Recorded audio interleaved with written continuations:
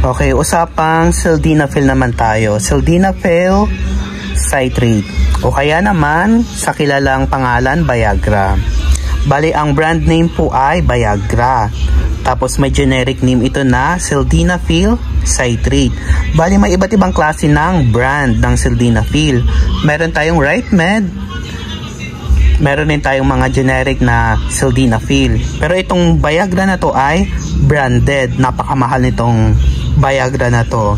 Abot ito ng 900 mahigit or 1,000, lalo na itong 100 mg. By the way, meron pala tayong 2 mg ng sildenafil or Viagra.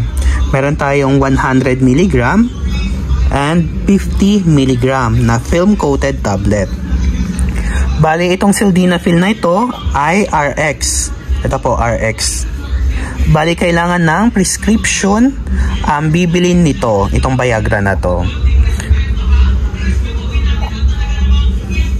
Bali, itong sildenafil should not be used by patients with heart disease taking organic nitrates in any form.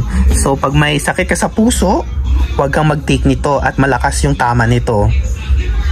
Super palpitate ka niyan.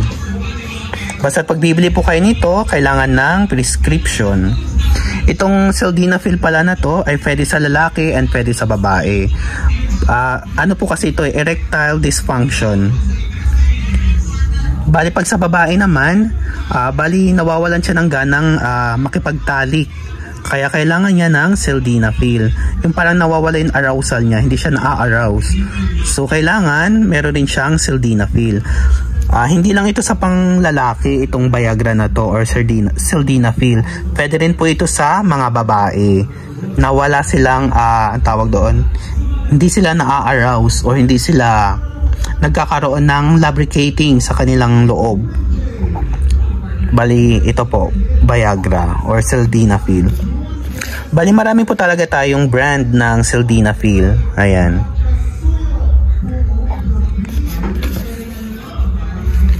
Check natin. Ayan. Makikita nyo dito, formulation, each film-coated tablet contains sildenafil as citrate, equivalent to 50 mg na sildenafil. Ito po, for the treatment of erectile dysfunction. Ayan. Bali, ano po, pag mag-sexual activity na kayo niyan, kailangan 1 hour before kayo magtalik, kailangan nyo nang uminom nito para maging effective po. 1 hour before, dapat nakapag-take na kayo nito.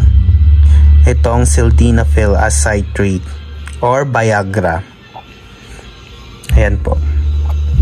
Bali, for more content, huwag pong kalimutan mag-subscribe and likes or comments na rin po para updated po kayo sa ating videos. Yun lamang po. Thank you. By the way pala, ugaliing magbasa po pag bibili po kayo ng gamot. O kaya naman sa mga prescription po na binibigay sa inyo ng doktor, huwag mahihiyang magtanong sa kanila kung hindi mabasa. Kasi minsan, as a PA, hindi namin mabasa yung sulat ng mga doktor. So, pinapabalik namin ito sa kanila para mai-type or mai-written ng maganda or maayos ng doktor. Yun lamang po. Thank you po.